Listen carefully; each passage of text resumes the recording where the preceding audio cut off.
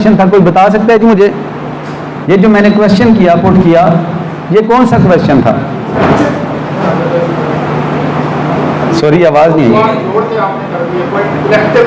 Compound question, very nice, very nice. Compound question था। वकील ने ऑब्जेक्शन क्या करना है क्रॉस एग्जामिनेशन में कि ये कंपाउंड क्वेश्चन। आप देखें, एक सवाल जिसमें दो चीजें पूछी गई हों, अब एक का जवाब हो सकता है, दूसरी का वो नहीं हो सकता। उस पर आपने फौरन, क्लाइंट को नहीं पता, आपने ऑब्जेक्शन करना है जी कि ये कंपाउंड क्वेश्चन है, नहीं पूछ सकते। अब वो कोर्ट के क्यों नहीं पूछ सकते, तो आप बताएंगे कि ये कंपाउंड क्वेश्चन है। कंपाउंड क्वेश्चन वो क्वेश्चन होता है, पहले मैंने बताया इन चीफ में लीडिंग क्वेश्चन, यहाँ पे बताता हूँ कंपाउंड क्वेश्चन वो क्वेश्चन होता है जिस ऐसा सवाल जिसके अंदर एक से ज्यादा सवालात मौजूद हों, ऐसे सवाल को कंपाउंड क्वेश्चन कहते हैं। कंपाउंड क्वेश्चन जरा में राइट हो, देखें जरा में भी कुछ ऑब्जेक्शंस होते हैं। बदकिस्मती से यकीन करें कि इतने अरसे की प्रैक्टिस में किसी कोर्ट में जरा के दौरान लगे रहते हैं हम लोग, मैंने कभी किसी वकील को इस तरह ऑब्जेक्शन करते नहीं देखा।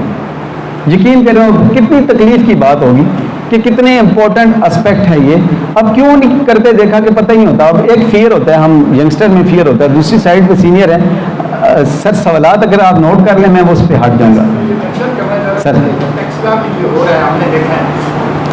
नहीं, अच्छी बात है, मैं अपनी एक्सपीरियंस वेरी करता है। हो सकता है आपने वेरी फर्स्ट केस में ही कोई अच्छे लॉयर्स को देखा हो और वहाँ पे हो, लेकिन बदकिस्मती इन जनरल मैं अभी, क्योंकि हम सारे यंगस्टर, मेरे समेत मैं कह देता हूँ, हम सारे यंगस्टर हैं और यहाँ पे हम एक दूसरे से सीख रहे हैं। तो उसमें ये होता है कि हमारे नौजवान दोस्तों को इन चीज़ों का पता होना ज़रूरी है।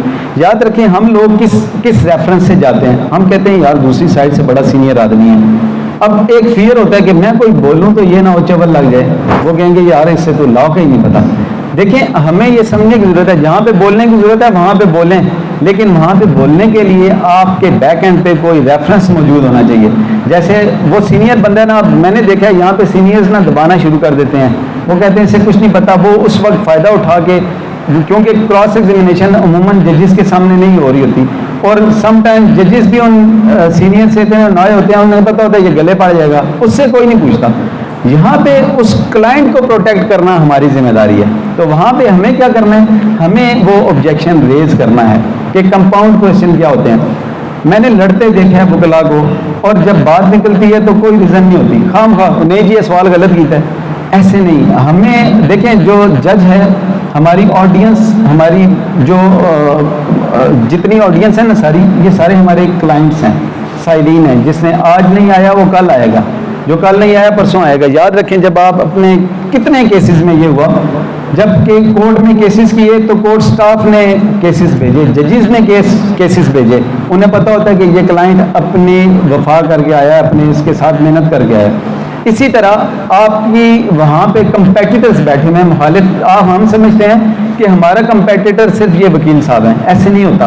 हमारे कंपेटिटर वो सारे पीछे जो बैठे हैं, जो साइड्स पे जजेस के बैठे हैं, वो दी बेस्ट कंपेटिटर वो हैं। वो जब आप उनको सेटिस्फाइड कर लेते हैं ना, देखें वकालत स्टेज प्ले है, और क्रिमिनल वकालत तो है स्टेज प्ले, जहाँ पे फौरी तौर पे आपको किसी भी चीज़ का रिवार्ड मिलना होता है। मैं वापस आता हूँ ऑब्जेक्शंस पे। आप क्रॉस एग्जामिनेशन पे क्या क्या ऑब्जेक्शंस कर सकते हैं? क्रॉस एग्जामिनेशन में जो हमारे ऑब्जेक्शंस हैं,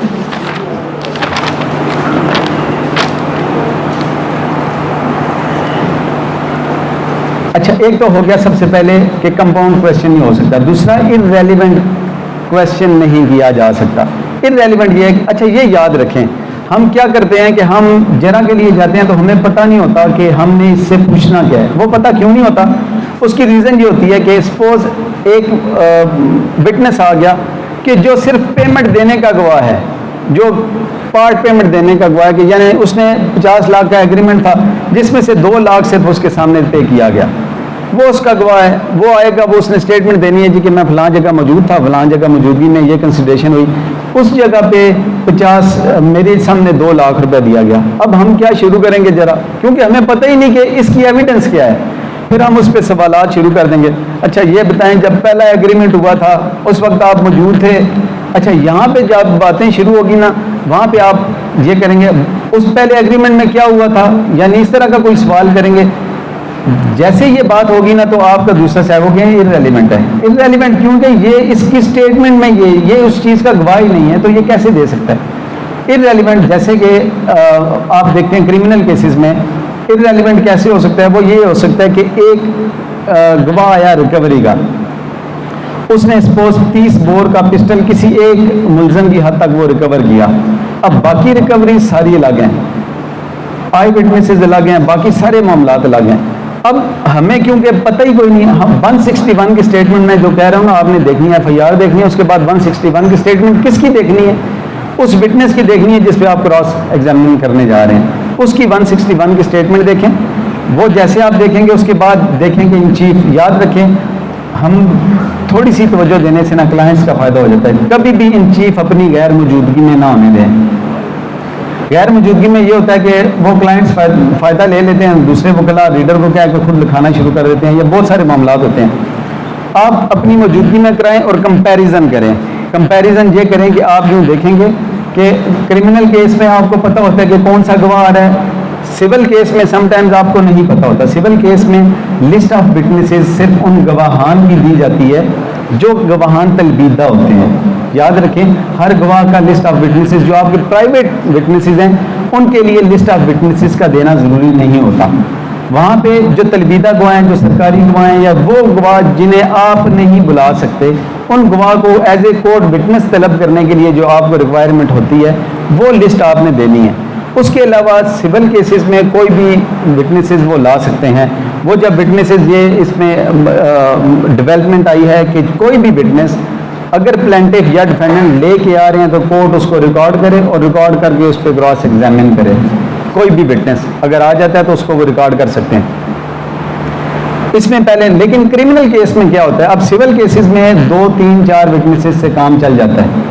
वो यानी एग्रीमेंट है तो उसको प्रूव करेंगे 2 विटनेसेस चाहिए होंगे या कोई और। अदरवाइज एक विटनेस भी क्वालिटी एविडेंस देता है तो उस पर केस डिग्री हो सकता है। आपका केस यानी डिग्री आप करवा भी सकते हैं और खारिज भी करवा सकते हैं। सिमिलरली अब अदर साइड पे आप क्रिमिनल साइड पे जाते हैं तो क्रिमिनल साइड पे सेट होता है, आपको चालान में पूरी लिस्ट दे दी जाती है। क्रिमिनल साइड में आप अपने चालान में जो लिस्ट ऑफ विटनेसेस दी जाती है उससे बाहर विटनेसेस को नहीं बुला सकते, वो आपको पता होता है। अब उसका तरीका क्या होता है कि आपने 161 की स्टेटमेंट लेनी है, उनकी 161 की स्टेटमेंट को इन चीफ के साथ जो उन्होंने चीफ कराया उसमें देखना है। अब यहाँ से आपको पता चल जाएगा कि ये किस हद तक गवाह है।